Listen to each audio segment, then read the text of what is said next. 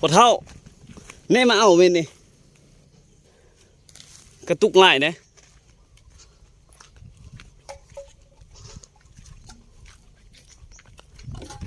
แม่เอากระตุกอยู่หันมาให้เราไหมแม่กระตุกหันไหล่เลยมันดูไหมวะนี่ไม่แหละไม่แหละสั่งอาหารไหมนี่ไปเก็บเอาอยู่ไหนฮันเลยอยู่ไหนฮันอยู่ไหนฮันก็มีเก็บตังค์ที่ใดมานี่ได้หลายป่ะโอ้ได้หลายแล้วเนาะนี่อยู่นี่แม่อยู่ไหนอันโคเตอร์ฮันก็มีก็แม่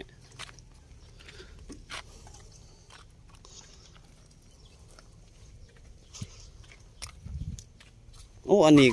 ก็เอาว่ะก็ตุกอันนี้เขาไล่โลเท่าไหร่อันตัวนี้นะโล5,000นี่โล5,000อู้อันตัวนี้ดูซะ2,500เนาะโอ้ตัวนี้ได้หลายเด้เนาะนี่อยู่ต่ำฟ้านี่ปิดเอารถนี่เห็นบ่ห้อยนี่ตัวแบบซี่เดี๋ยวมื้อหน้าสิถอนไว้ให้เด้อมื้อหน้าจะเอาใส่อันนั้นไว้ให้เลยมื้อหน้าเรามาเก็บเอามื้อหน้าใส่ถุงไว้ให้ตู้เพิ่นมาเอากระป๋องฮะบ้านนี้แหละบ้านทางตะกี้นะบ่ตะกี้อยู่โลหะบางนั่นแหละเนี่ยว่าเสียงปากลุงนั่นนี่อยู่ฝ่าเห็นบ่ดึงเอารถอยู่แถวนั้นอยู่คอเตอร์นี่คือว่าหยัง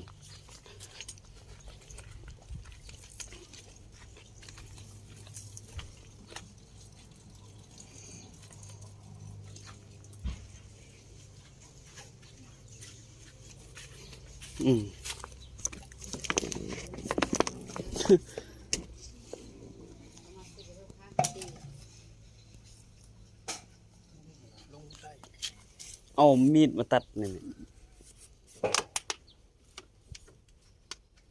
ได้บ่ได้เนาะ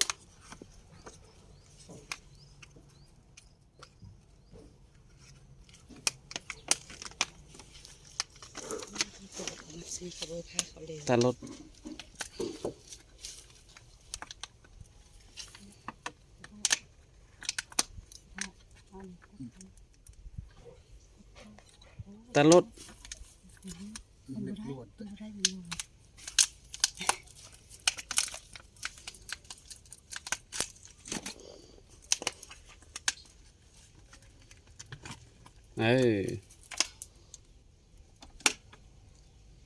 บ้านใส่ในเมืองมาใหม่เดี๋ยวนี้บ้านวะวันเดี๋ยวนี้มาอยู่นี่เลยแหละอยู่นี่เลยแหละเดี๋ยวนี้ว่าจะมาเป็นเหนือไม่ใช่นี่เลยล่ะแมนนี่ตุกนั่นเลยตั้งเฮือนอะไรขึ้นมาพุ่นใช่ไหมแม่นแหละเราตั้งเฮือนไว้แล้วเราไปอยู่โรงพยาบาลพุ่น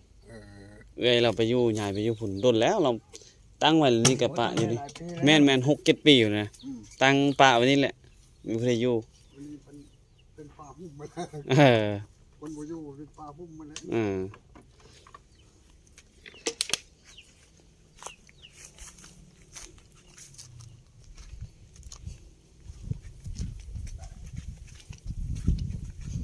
กำลังแปลงห่าน